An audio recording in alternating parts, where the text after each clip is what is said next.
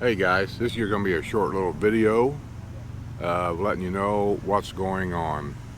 I planned on staying here till March 31st, and because I'm paid up to April 1st. Now, well, then when all the restrictions started kicking in, then I planned on doing one of two things. I planned on either staying here at least another month, because it's a great little place to stay. I'd stay here, I have no problem staying here. Or I was going to go on out to California, because I have an open invitation to park my motorhome in the mountains. Somebody has a residence there in the mountains, and that's pretty secluded, and I think we'd be safe there also. And I could mosey on over there, seeing as how I'm halfway there anyway. But here's the thing. Sue's doctor called up yesterday. Yesterday, I think. Today, by the way, is Saturday, March 28th. And they confirmed her treatments to be on April the 9th. And she confirmed that. She has to have these treatments. This isn't something we can really put off for very long. We have to get it done. So we called to see if some chance they could move her treatments to a hospital, say in Corpus Christi. They got a major hospital there. And they called back and said no, because something about a license they would need or something for the treatments, and also they weren't in network for it. It's just a bunch of crap. So I don't really know what else to do. I'm kind of like in a rock and a hard place here. So with the priority being the treatments, last night I noticed all day that KT was acting funny again. She had to go to the animal hospital before we took this trip, about 2 weeks before we took this trip, and she was fine. All the way over, she was fine. She's been fine all month. She'd been her normal, ornery, spoilt brat self. And yesterday, she just, I don't know, I just tell by looking at her, she just wasn't herself. And then all last night, she was not right. It was her stomach again. The problem we have with her is this. She was raised in a cage by the previous owner. And so when a dog is raised in a cage, they have a tendency to eat anything and everything to keep the cage clean. It's just natural for them to do that. So we have to really keep an eye on her, because when we go out into the grass, her little stubby nose is down in that grass looking for anything. She'll eat the grass. She'll eat seeds off a tree. She'll eat walking down the road. If there's any little pieces of asphalt laying on the road, she'll eat it. And then this is what happens.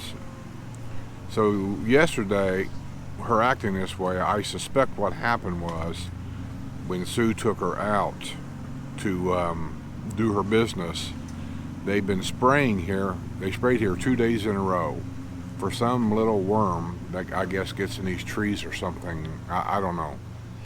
And they've been walking around with their golf carts and whatever, spraying the grass. And I don't know what they sprayed out here. And when you take your dog in the grass, you would think it'd be pet friendly, whatever it was, right?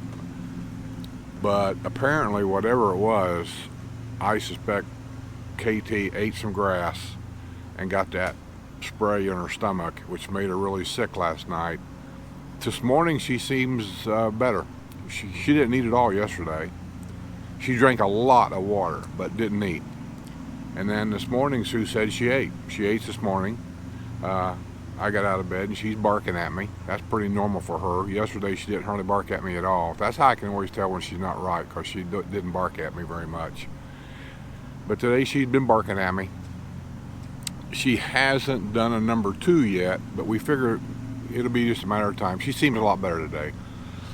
So when you take that, her getting not right, and her vet is actually in the Villages, and then Sue's treatments, and then on top of that, 2 things hit yesterday. we got an email from Governor DeSantis of Florida, because I'm a resident and I'm on his email list during all this. And basically what it said was, it has something to do with New Orleans. They don't want New Orleans people coming to Florida, period. That's the way I take it. So if you was at the Mardi Gras, or you're coming from the Mardi Gras or whatever, I guess he's ordered the state police and county police at all entry points into the panhandle of Florida to, I'm assuming, blocking the roads and stopping traffic and checking who you are, where you going, where you coming from, and all that kind of stuff, okay? That's concerning to me, considering I'm not in New Orleans. I've not been in New Orleans, but I got to go through there to get home. Without taking a long detour, that's where I got to go. So I'm reading that thinking, oh man, maybe I better get going while the getting's good before they stop travel altogether. I want to get home, you know. And then last night, my cousin that works here, and he keeps an eye on everything, he called me up. My cousin, Bobby, in Indianapolis area up there, called, and he has the coronavirus, which is, you know, that's weird. Because of the story is Bobby worked with some people wherever he works. I'm not even sure where Bobby works. He's my cousin. He said something like 37 people at his work came down with the coronavirus. Bobby wasn't feeling good. He said it kind of hurt him a little bit to breathe. He felt a little feverish. He had a cough, I guess. So he went and seen a doctor. He told the doctor, he said, I'm not feeling right. He said, I think I've got the virus. And he told him why. He said, 30-some people that I work with, and 2 of them, by the way, died. And he said, I think I've got the virus. The doctor looked him out and told him just to go on home. They never even tested him, he said. I don't get that at all, unless they just simply don't have the testing equipment. They've been talking about having it, but maybe he didn't have it. So anyway, he got really bad, so then he goes back to the, I don't know where he went, emergency room at a hospital or something. They tested him, and they admitted him. He has the coronavirus. So there you go. And then I'm thinking about that last night. And then on top of that, Ron calls me back later last night and said that the, I guess the governor of the state, or maybe the mayor of this area, I'm not too sure, has, starting midnight tonight, is going to be a travel ban from midnight till 5 a.m.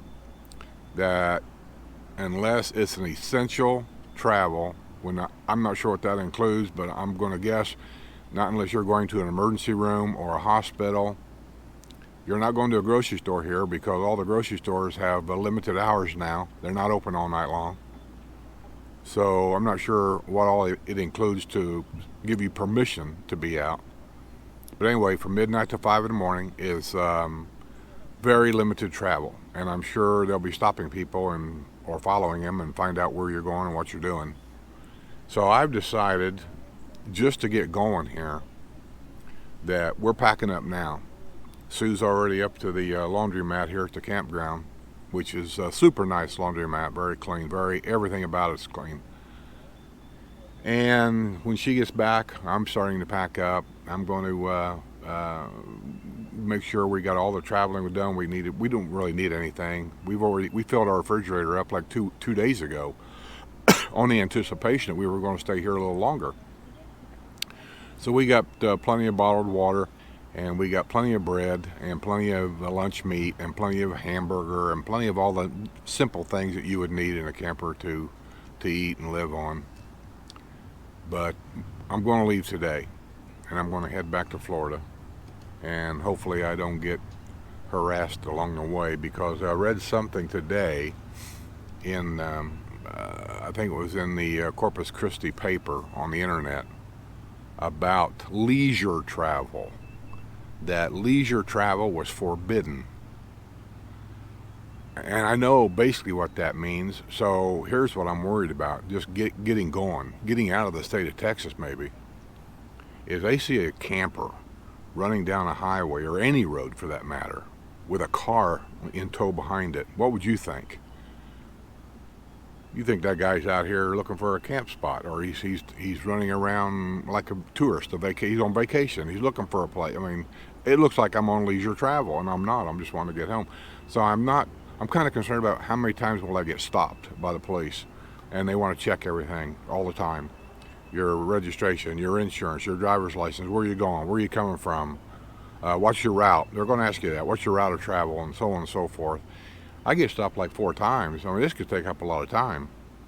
So when she gets back, we're going to finish packing it. If we're not going to do any running around at all, I'm going to go ahead and I'm going to load the car on the dolly back here, and I'm going to get out of here ASAP as soon as I can. I'm pulling in the slides, and I'm going to get out of here. Now I'll try to do a video. Somebody asked me to do a video on hooking the car up on the dolly and what that entails and so on and so forth. I'll try to do that. But right now it's not a priority on my mind, but I will try to do that at the same time. And we're going to fire it up, and literally a block down the road is a real nice roomy gas station. It's $1.89 I think there. I know places I can get it cheaper, but I don't care.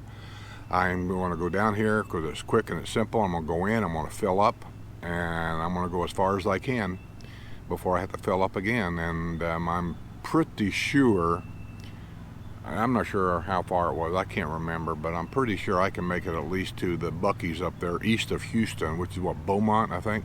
I think I can make it to the Buc-ee's up there, and then I'll fill up again. And then once I fill up there, I think I'm good to go all the way over to probably the New Orleans area before I need gas again. And I'm trying to time this where I don't get gas anywhere near New Orleans. I'm going to try to maybe stop at a Pilot or a Flying J or a Love's or something like that this side of New Orleans. Even if I don't really need it, I'm going to go ahead and top my tanks off there, wherever it may be, and that way I won't need gas until I get way into Florida, and then I can get gas there, and then that gas will pretty much take me the rest of the way home. So roadblocks, police, travel restrictions, I'm going to get out of here. I'm going to go home. And it's not that I'm scared of anything here. They're just putting up so many roadblocks that I just want to make sure I can get through there for the treatments.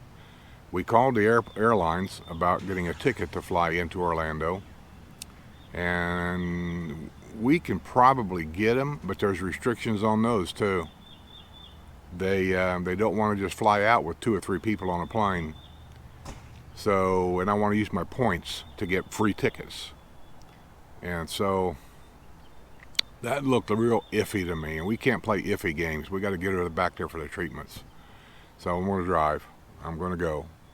I've already checked in on probably all the alternatives, and even if she flew home, we don't know if the shuttle service is even running out of the airports to get her home. Because the shuttle bus could haul as many as, I don't know which bus you get on, but if you're in a big bus, it could be, 30, 40, 50 people on there. I bet they're not running. So anyway, we're gonna head home. We're gonna break camp, and we're gonna go. I already told my cousin we're leaving sometime today, and so he knows. And the rule here right now, according to the lady up front, if I'm here, I can stay here, but once I leave, I can't come back. Nobody can come in here. They're not accepting any new residents in here at all. I guess that's state order. So the people that are here are welcome to stay, but once you leave, you're gone, and that's it. And I've talked to a lot of people here from Canada and whatever. Well, not really from Canada. The Canadians left. Minnesota, Wisconsin, who else? Somebody from Montana. Talked to them. They're all down here for the winter. And they've already went up and signed up for at least, they usually leave April the 1st. But they're saying they're going to stay till at least May 1st, and maybe even extend it even further. They're not leaving until the worst of this is over. And I don't blame them. That's, like I said, it's not that they're scared. It's just all the roadblocks are being put up, restaurants being closed.